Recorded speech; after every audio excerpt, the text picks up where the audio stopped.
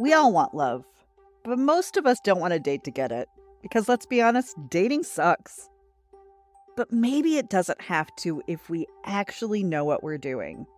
Hi, I'm Sabin, and this is Reinventing Dating, a smart and sweary podcast for all singles to learn the mindsets and skills to date with intention and confidence. Join me weekly as I break down the science and psychology behind what's working in our dating culture and what isn't. Every week, I bring a new topic, trend, skill, or mindset that can help us get out of our own way to learn how to date for relationships that we actually want. Because love isn't broken, but dating is. But I'm reinventing it. Let's do this. Well, hello there, sugar pantses, and welcome to Reinventing Dating. I'm Kira, and we're at our final part 2 of the 10th episode of Common Dating Questions Through a Modern Lens. And I am going to admit that last week felt a little bit like I was fucking around to find out. If you listen to it wanting to find out where and how to meet new singles, I don't think I did right by you, but I am going to do right by you today. A very quick announcement. As of next week, April 3rd, my new podcast with Dr. Isabel Morley, Rom-Com Rescue, will be launching, and we'll be launching with a bang. So I'll be taking a short sabbatical or break from this podcast, just a few weeks, but I will actually be bringing at least one, if not 2 episodes of the new podcast over here. So you don't have to search to find it, so you can know how good it's going to be. We've started recording. I will tell you, these are going to be kick-ass, mind-blowingly smart and fun. So I cannot wait to bring them to you. It launches April 3rd. We are going to be rolling out with an intro episode and our very first episode, which is going to be How to Lose a Guy in 10 Days. If you haven't watched that in a while, go ahead and watch it. That'll only remind you and help you know exactly what we're talking about. The second movie we'll be doing is You've Got Mail, of course, with Tom Hanks and Meg Ryan. And the third movie is going to be Crazy Rich Asians, which I watched last night with Danny, and I still find absolutely fucking delightful. But you'll find out all of my thoughts in my breakdown, and I'm telling you, we dig the fuck in the new podcast. You can follow us everywhere on TikTok, on Instagram, on Facebook, and you can now join the Rom-Com Rescue Podcast Facebook community. You can do that very quickly and easily just by heading to romcomrescue.com and following all the information. Okay, let's get into this. All right, a couple of mindset thoughts before we get into them. These are going to be a couple of things I mentioned last week that I want to reiterate because I think they are important. It's just as well as a couple of things that I think are now common conversation in 2024 that weren't maybe even 10 years ago. So I want to bring these 2 mindsets before we dig into logistics and strategies. So number 1, don't get stuck on the where, get stuck on the how. So instead of thinking, where do I need to go? Where are these special places that have all of the singles? That doesn't exist. Instead, think how. How am I going to get more people in my life? How am I going to meet more people that I am interested in meeting? What are the qualities that I am looking for in a person? And what does a person with those qualities, where do they hang out? What do they do in their free time? How do they spend their free time? How do I meet them? Not where, but how. Next, get out of the headspace that you're only trying to meet singles. You have no idea who is going to introduce you to a great person. None. So the sooner you can get yourself in the headspace of I'm building community, because as a reminder, the number one way that people still meet each other is through friends and family. It is not online dating.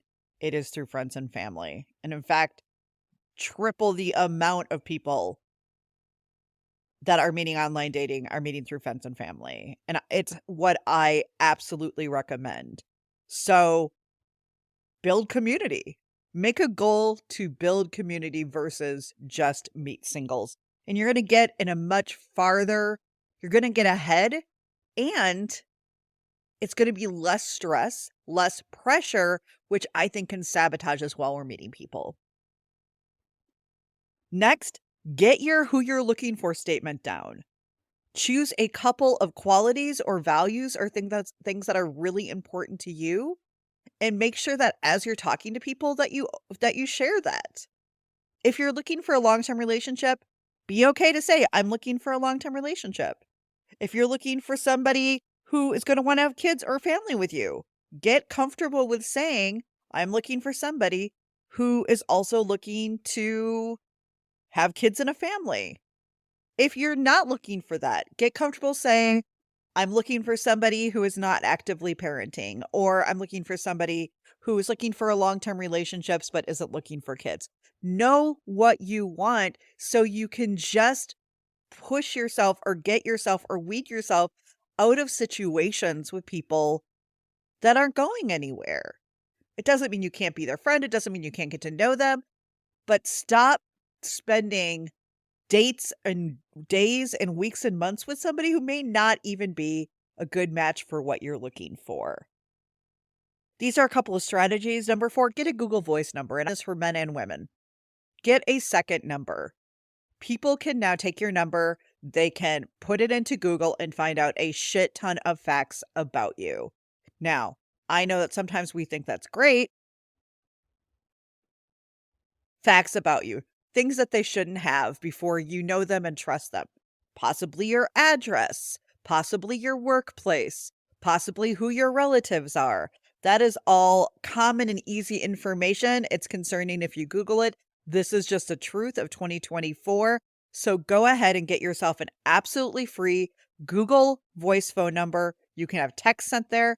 It can actually dial through your phone, and you can communicate through a second number so that if somebody is not who they say they are, or if there's somebody who you think you could trust and find out you can't, they don't have easy and instant access to you.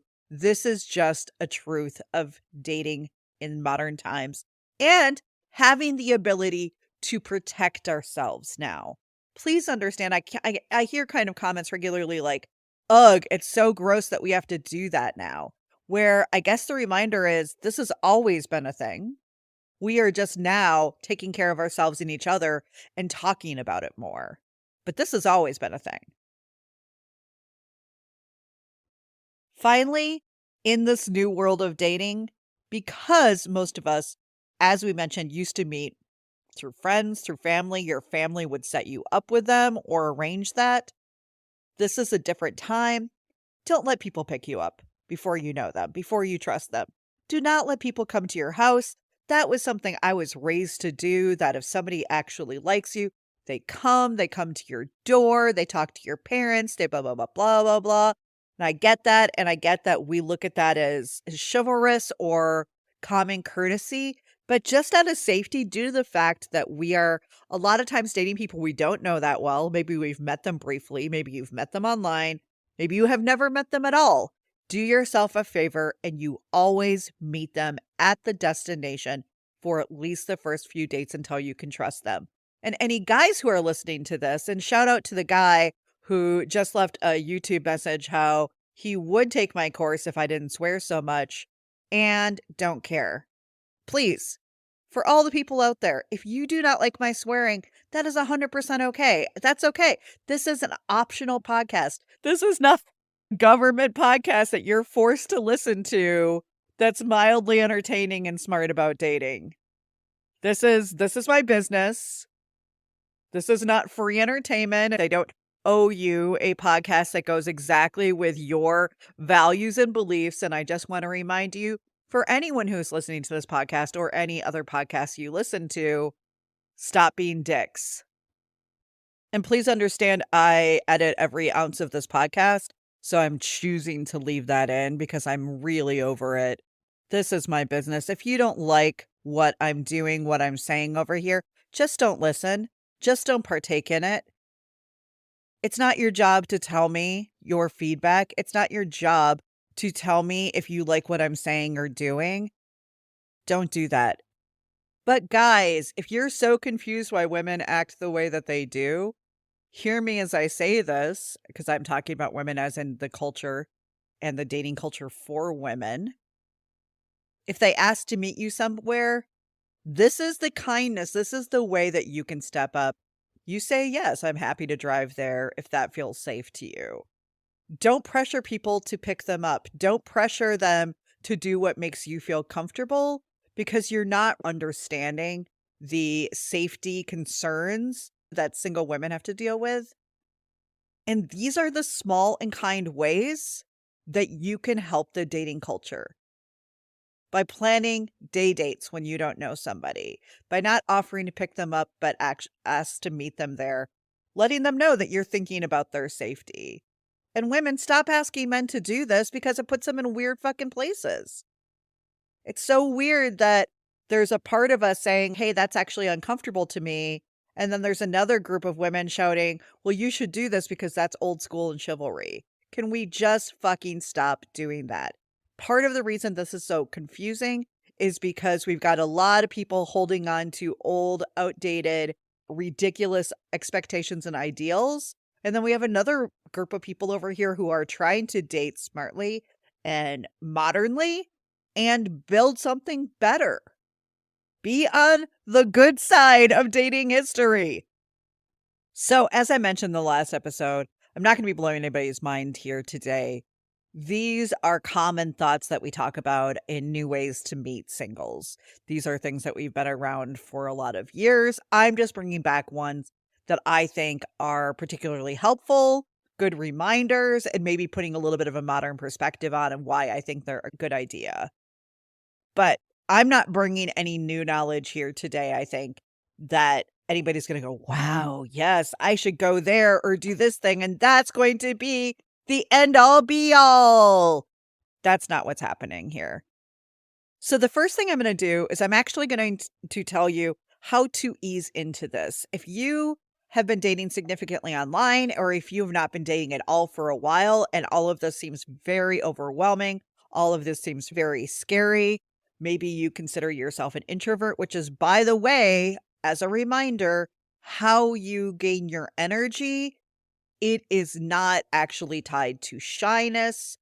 Shyness is tied to more of a confidence or self-worth thing. So if you don't feel comfortable talking to new people, that's probably more about social anxiety. That's probably more about shyness or even some confidence stuff rather than introversion. I think that's a confusion we have a lot. And just because you're an introvert, if you never wanna leave the house, if you never wanna talk to other people, if dating seems extremely hard because you're an introvert, then I don't think that you're actually thinking about introversion correctly. And I'm just gonna say that because once again, introversion is how we gain our energy. It means that if you spend the day out with other people, there's probably a very good chance that you're gonna need to come and have some alone time and have some downtime and quiet time to yourself to recollect and gain your energy that way. Where an extrovert, if they spend too much time alone, they need to be out with other people to gain their energy that way. It has nothing to do with social anxiety. It has nothing to do with feeling uncomfortable talking to people. That's just real and human and needs practice. Please hear that. If you are uncomfortable talking to new people, that's probably going to be more about learning and practicing that skill versus there being something wrong or inherently wrong with your personality. And I hope that's empowering to you because I'm not trying to point out something where somebody now feels shitty because they've been calling themselves an introvert for the last 30 years. I'm just trying to point out where places that we might be tying limiting beliefs or believing things that aren't true or helpful anymore. Part of the reason I feel so comfortable talking to virtually anybody, although that has changed since COVID and it's something I'm having to rework on, is because I worked jobs where I would have to be that person. And I forced myself to do it because I was getting paid, as well as then practiced it again and again and again. So that ultimately dating or meeting people, although it was still awkward, I was more comfortable with it because it wasn't just a once in a while thing. I was used to putting myself out there and talking to new people. So before you declare yourself broken or an introvert or too shy or too sensitive to have a relationship, do make sure that you just step back and go, are there some skills and mindsets that I can build here that could help this feel easier? That could help this maybe not feel so overwhelming? And the answer is probably, right? The answer is probably, because I do this all day, every day, that's probably the answer. So, easing into this, the first tier, their goal is, so if you've not been dating that much, if you've been significantly mostly online dating, what I'm going to do is I'm just going to have you ease into the world again. It's spring, but I want you to just do this thing until it feels more comfortable. Leaving your house, going places, making eye contact, and saying hello to people. That sounds so ridiculous. It sounds so silly. It sounds so like, why would I do that? But let me tell you, it is a great first step. And if you're starting to think that nobody talks to anybody else, if you're starting to think that it's hard as fuck to meet new people, if you're starting to think whatever you think, I'm just going to encourage you to take that first step of leaving your house. And when you leave the house, whether you go grocery shopping or run errands, whether you're just out walking on a street, if somebody passes you, you smile, you make eye contact, and you say hello. You may be really shocked and surprised at how many great conversations you get into, how many people are reciprocal in a way that you weren't expecting. And I realize that I live in the Midwest. This is pretty common practice here. It's one of the things I fucking love about the Midwest. I love that I can walk down the street and that there will be people who smile, who say hello, and who make you feel a little seen and heard, which I think is fucking important. And I think that why it can feel lonelier in some other places. And let me tell you, I don't think that Madison or the Midwest has all the things figured out by any means. It's just something that I do notice about a place that I grew up in that I do appreciate. That is the first tier. And you're just going to do that for a couple of weeks. You're going to make a goal to not order in all the time, to actually leave your house. You can do it with a friend. You don't have to be alone. And you're just going to work on making eye contact and starting to say hello to people. If you're at the coffee shop, if you're in line, smile and say hello to the people in line with you. Same at the grocery store. We are surrounded by people all the time. But because we're distracted, because we're fucking tired, because we're overworked as a society, it can feel really, really hard to just connect with people. But I think, and will say, not even think, I will full on say that it is an observation with technology, the fact that we're always looking at our phones, is we're not connecting with the humans by us or besides us. And that's a problem. It's a problem. The second tier, once that starts feeling good, once you're like, okay, I've done that, and I've maybe had a couple fun and good conversations, or ended up believing that maybe humans are not completely the worst thing on this earth. The second tier is building community and friends, not focusing on dating yet, not focusing on where are the singles? Where are the singles? How do I get a date? How do I get a date? No.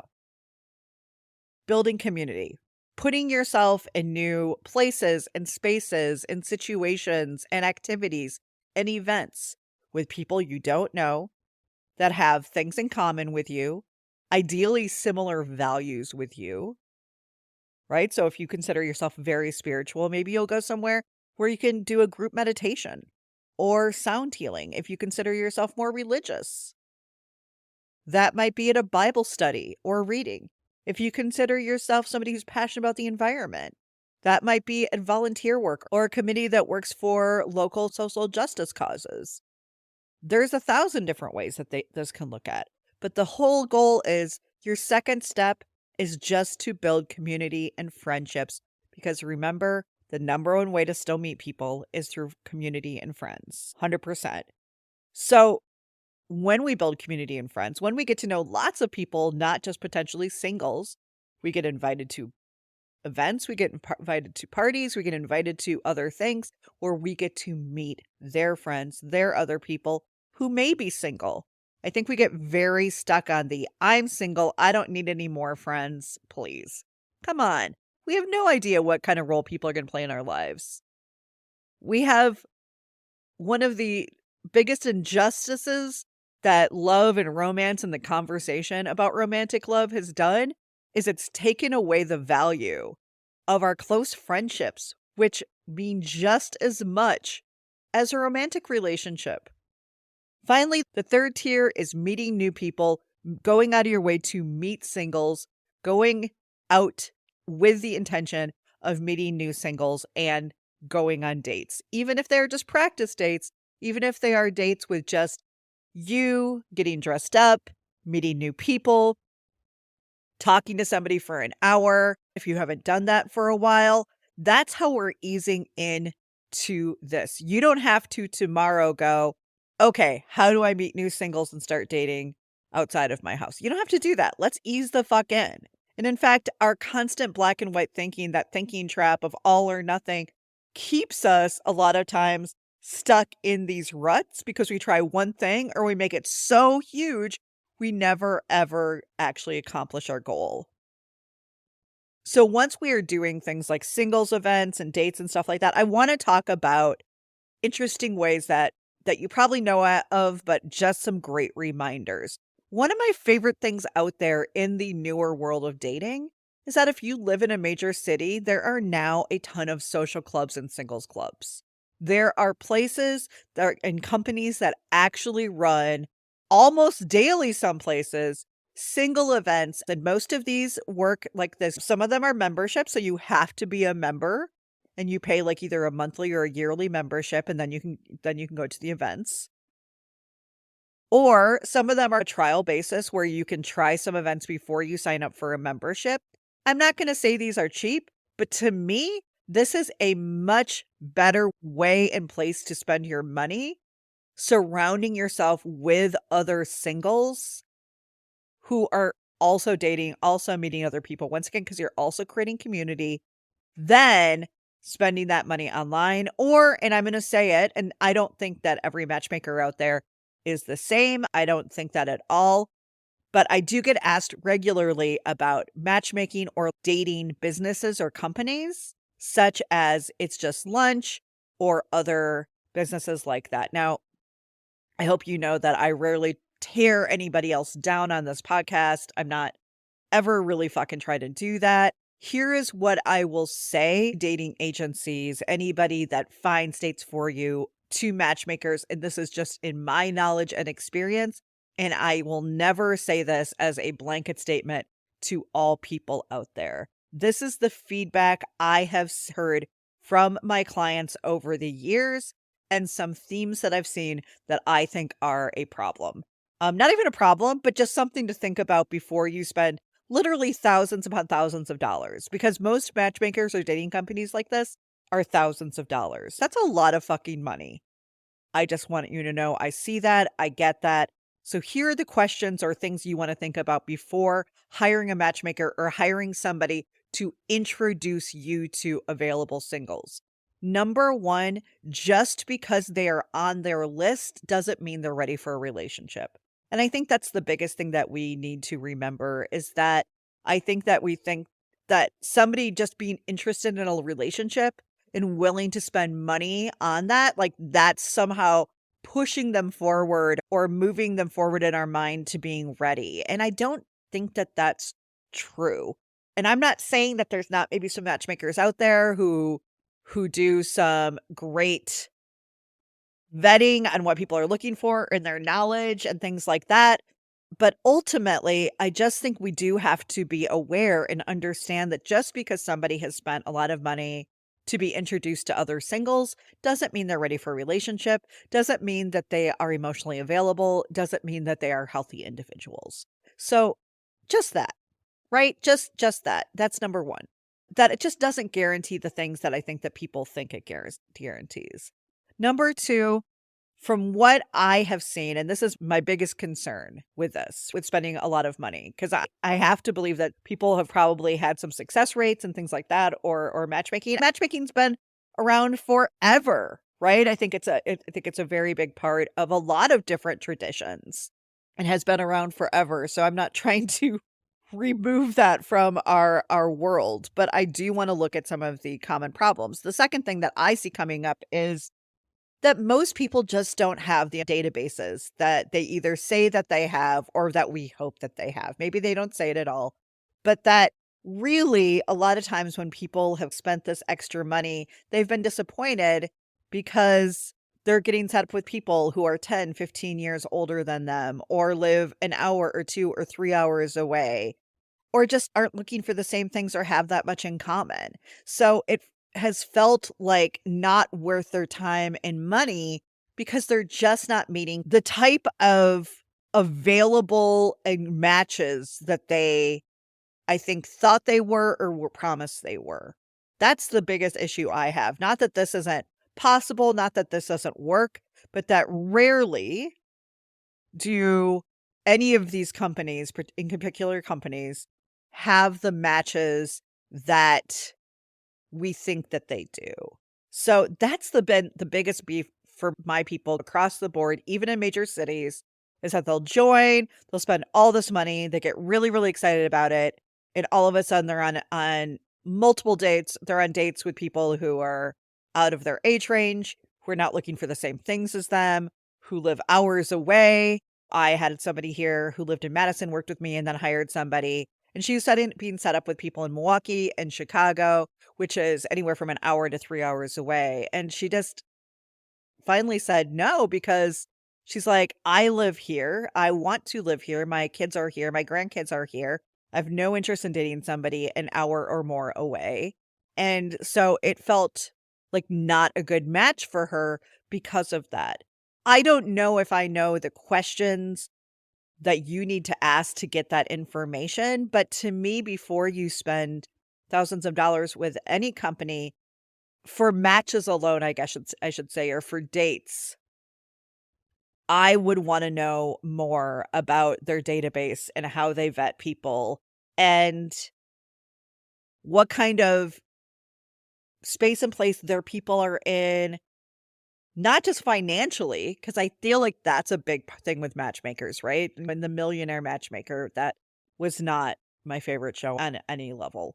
But I think that is what I will say. Now, if you are in a massive city and you work with somebody who has a massive database, has been doing this for years, I don't know. That may absolutely work for you. But my point of view is always going to be do your work first. Before you spend thousands of dollars, know who you are looking for, know who is a good match for you. Be able to communicate with that matchmaker or that agency what you are looking for and asking them, do you have people that fit that? Do you have people who have done some self-work, who have done therapy, and who are not just trying to spend thousands of dollars to hack the system because they're too tired and too busy to actively date? Because that's the other thing, is I don't think we can hack this. You have to spend time with people. You have to date them. You have to ask questions. You have to have awkward and tough conversations, and you have to create something. So yes, it's great to just be able to be set up and put in a room with another person who has potentially a good match for you with you. But that's really step one of about 1,000. And that's what I will say about that. Back to social clubs and singles clubs, and thanks for letting me sidestep there, but I don't feel like I'd be doing completely right by you guys if I didn't mention matchmakers, because ultimately, when I discuss how we meet new people or how we meet new singles, there's going to be a ton of different ways to do that. Online dating is one of those ways, right? Singles events is another. Social clubs, matchmakers, dating agencies and companies. All of these are different ways that they are selling people on how they can, quote unquote, find love, find their match. And not all are created equally. Not all are have great outcomes. And we do need to look at that. So back to social clubs and single clubs. I love what they're doing. So this morning, went over and was just looking at some kind of bigger ones and what they're doing, and they have something every single day. This is from a company in called In the Loop, and they're in 3 different cities. They are in Colorado, so they're in Denver, they're in Austin, and they're in Seattle, which I happen to know. I have multiple clients from all of those locations. So they do indoor rock climbing, they do a morning hike, and in the evening, they do a comedy club, they do a mimosa brunch, they do Cards Against Humanity. They do a wine Wednesday, they do a trivia night, they do live music and dancing. They go together to comedians, they're going to Kevin Hart Live. They do bingo, they do Taco Tuesday, they do an art exhibit, they do a bike trolley, they do a nature hike, they do a foodie night, they do sushi night, they do pickleball. This is all in 1 month. There's a potluck. Don't get me started on how much I fucking love a potluck. I love a potluck. Once again, I don't think that joining any of these singles or social clubs is going to guarantee any results. But I do think how nice to have somebody else planning these events, plugging other singles into these events, and just being able to go to them, not have to worry about things, and having somebody take care of all of the work. It also, here's what I will say, and I say 1,000 times a day: activity dates. Stop getting on dates where all you do is sit across from each other and eat or drink and tell each other about yourselves.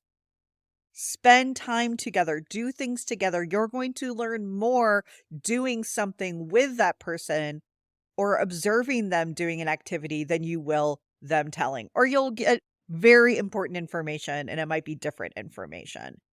But I have way more interest in any of my clients or singles out there going and doing things with other singles, possibly making connections, possibly just practicing, working on your flirtation, working on starting new conversations, working on letting somebody know that you're not interested, all of these things, rather than spending their night swiping.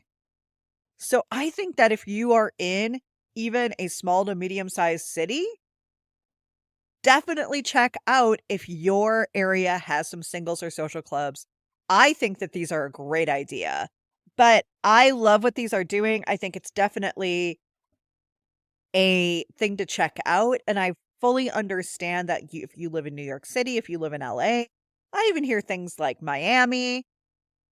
And when you're in a major city, it has its own level of hurdles or obstacles to meeting new people or meeting new people you have similar interests with. And I think this is a great way to do it. So it's worth checking out. And I actually talk to a lot of singles who don't know that these exist.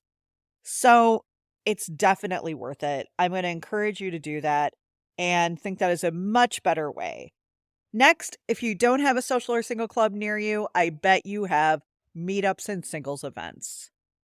And I am loving what I'm seeing out there. I went to Meetup this morning and I just typed in singles events like from around the US. Everything from murder mystery whodunit parties where you and the other singles there help solve the mystery, to, once again, bowling nights, comedy clubs, trivia nights, all of these different things. And it can feel scary. I know a lot of times people will go to 1 or 2 and, I'm not meeting anybody. This isn't good. That's where some of that grit and resilience comes in. Not everything's going to be great right out of the gate. And that doesn't mean it doesn't work. It might mean that you need to go to a different group. And it's a little interesting to me because there's a couple places where I think that singles get stuck, that I'm going to encourage you to ask yourself, like acknowledge in yourself if you think this is a thing, and maybe challenge yourself a little bit, which is spending money on meeting other singles I think we're supposed to think this is organic, it's natural, it's just gonna naturally happen, that it feels dirty to have to spend money on meeting other people, and I'm just gonna tell you to get the fuck over that. Everything else in life, we seem to be okay spending money. We seem to be okay with spending money on gyms, on clothing, on shoes, on events, on concerts, on comedy, on trips, on travel, on everything else. Getting help on something that you are frustrated with or struggling with, getting help on putting yourself in new situations where you can meet new people and build community and spend money on that, that should be okay. If dating and creating a relationship is a priority in your life, then feel more comfortable putting some time and energy and money into that. If you are over the age of 30 and you are not meeting the people you want to meet, not dating the people you want to date, there will need to be some active, actionable activities or things that you do to make this better.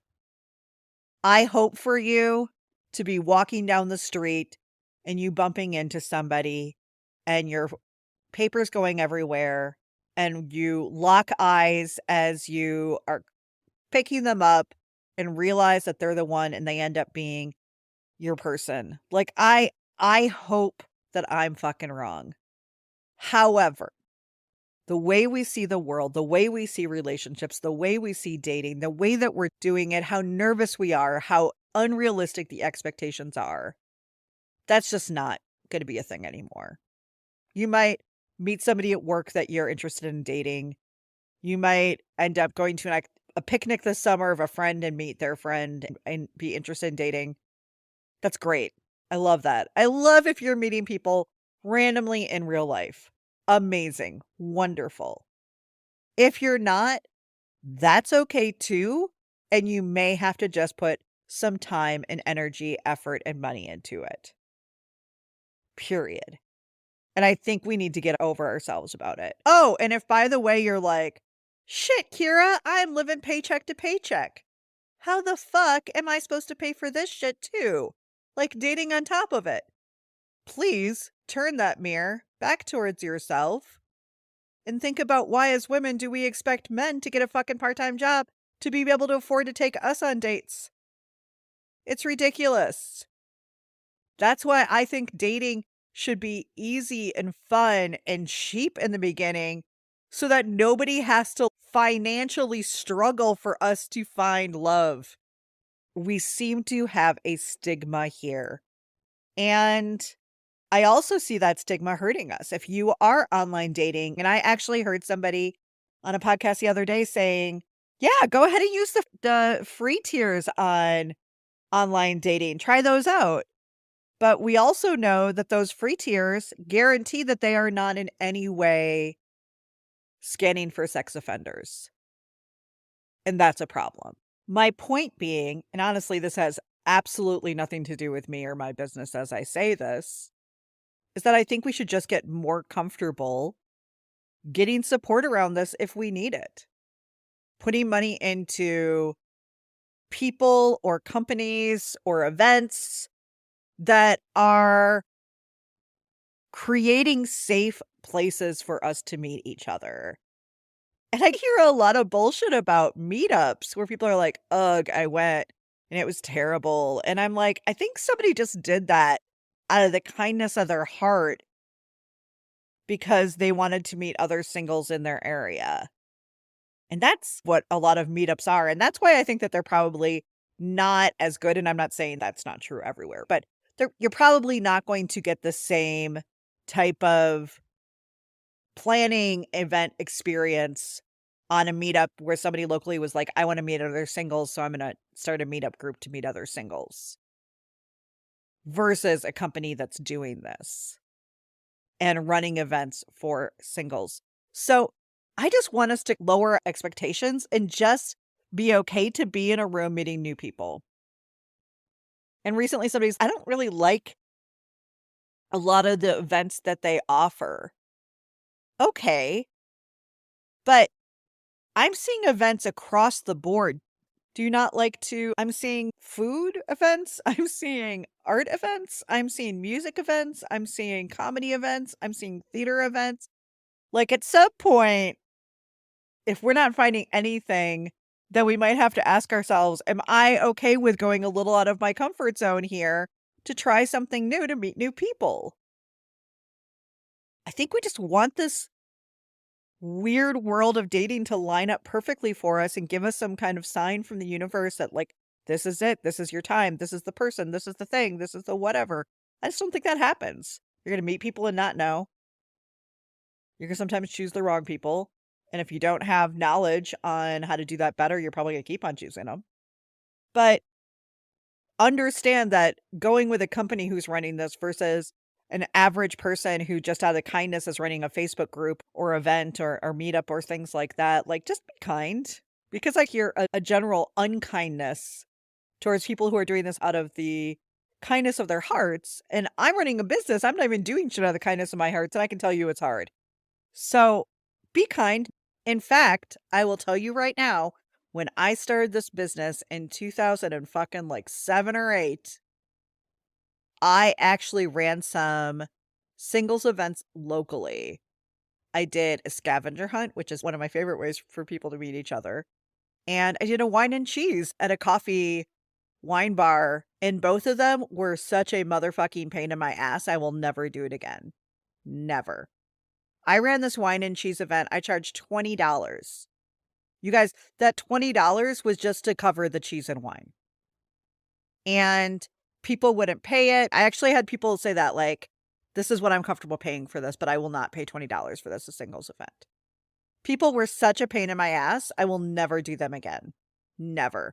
I did not make any money. I did not get any clients. I literally just thought, wow, maybe I can create some ways that Madison singles can meet each other.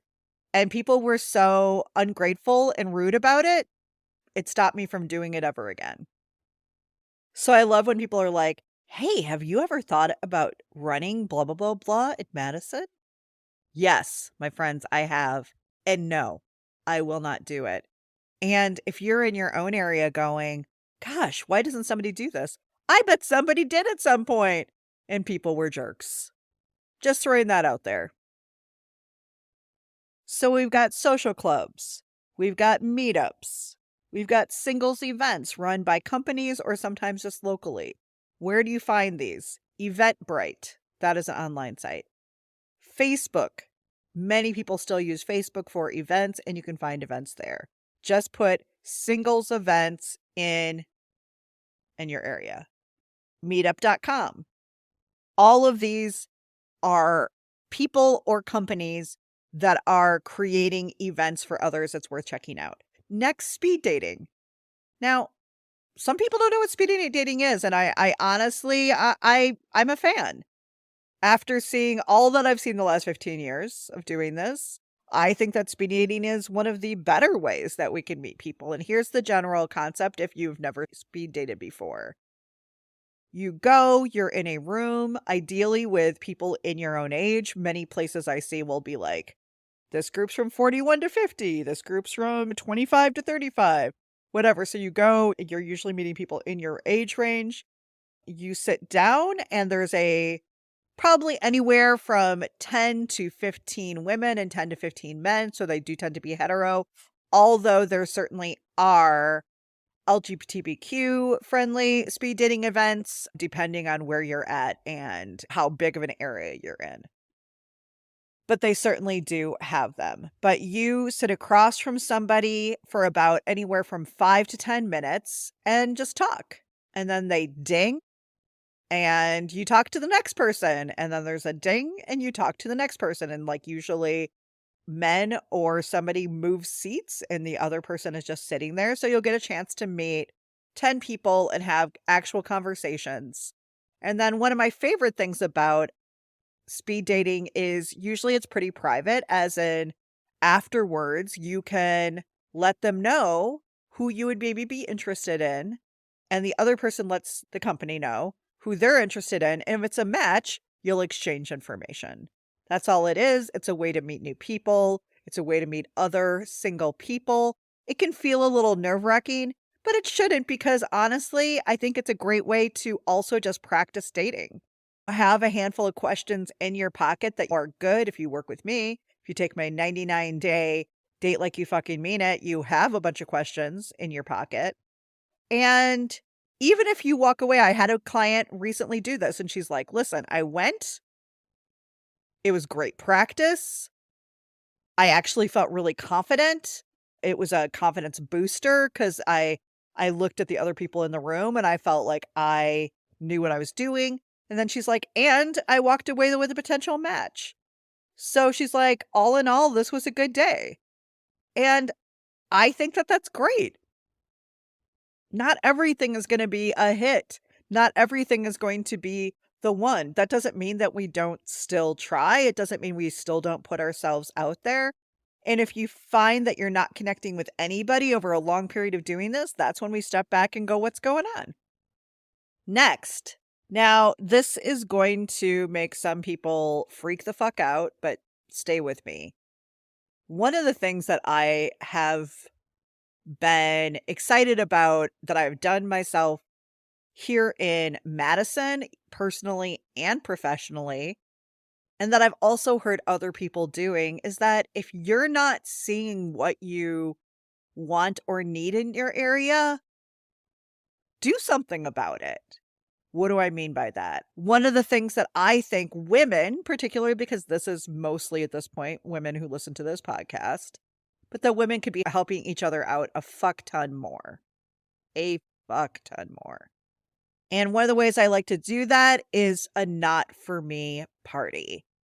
And I did this years and years and years ago. I did this personally, then I did it professionally. That was the other single event that I ran here in Madison. I legitimately just remembered it when when I was recording this a mere 6 minutes ago, the other section, where I actually went to a local bar that I loved and made it a martini night and had even like a chocolate fountain and everything. And the concept was easy. It was a not for me party. So it was for women to bring somebody who's just not for them, maybe a brother or a cousin or somebody they dated who are now just friends with. And the concept is, I like this person. I think they're a good person. I don't want to date them for whatever reason, but I'd love for other women to meet them too, because I think this is a good person. And once again, there's that stamp of approval, that seal of approval of this person. We're not saying that this person's a completely healed, perfect person, but that this is a person worth meeting and getting to know. And that can be a personal and private event just for women to help other women, right? I also know and love this, and both of them are now married and have been for years. But years and years ago, a couple of guys from the Madison area first reached out and said, "Hey, can we get on the phone with you and just run something by you and get your thoughts?" So I had met them at some local like entrepreneur events. And when I used to go to a lot more entrepreneur events, and they were also young entrepreneurs, these two guys, and they're like, "We have an idea and we want to just run it by you, see what you think and get your thoughts."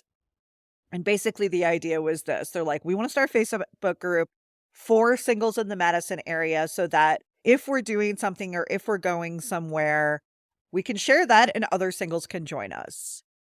And they're like, "Can we do that?" And I'm like, "I don't know why not." When we talked a little bit about like how to do that well, how to make it safe, how to make it so that it feels inclusive for lots of people, and they did it. I have no idea if that group worked for them. Like I said, they are both now married and I believe have kids and living somewhere else. That's probably 10 plus years ago. But I loved it. They saw a need. They saw that they were not meeting that many people and they created a situation where they could. And they reached out to their friends and their family members and said, "Hey, we're starting this group." And they did. And I don't know how it went, but I like it. I fucking like that they saw a need there and said, "We're going to do this." And really, to me, we just have to get a little more proactive about meeting people and dating. Because the one thing I want you to take away from both of these episodes is it is not a quantity thing. There are 100 million singles in America alone. There are plenty of singles, people out there who are wanting a relationship, who are ready. I believe that is also very possible. I believe we have got stuck in how to date and how to meet each other. I believe we have gotten stuck in this place, and it's maybe not as hard of a fix as we think it is. And that's why I wanted to do this episode, for you to realize there are things, there are activities that you can be doing that can help this go better. That if you're online dating, throw some of these things in the mix. Make that one thing, but don't make that everything. If you're over online dating, a reminder to just go into Google or Facebook and start looking for events in your area, and you may be amazingly pleasantly surprised. Here's the coolest thing that I've learned, that if you feel that way, there's a very good chance that there's lots of singles that feel that way. And I'm just going to guarantee that however you're feeling, you're right. Dating is frustrating. Meeting new people is scary and a little overwhelming. All of these things are true. But here's what's also true. You can learn how to do this better. You can put yourself in good situations, safe and smart situations. And when you know who you are and what you're looking for, all of this gets a shit ton easier. All right, guys, that's it for today. What did you learn? If you liked this, if you loved it, please make sure you subscribe. Come check out reinventingdating.com. And one huge favor, please share this with the other singles that you know, so we can all reinvent dating together. Because when we know what love is, when we know our mindsets, when we understand how we work, we understand the skills, we can get in better relationships, period. Until then, don't forget to meet love halfway.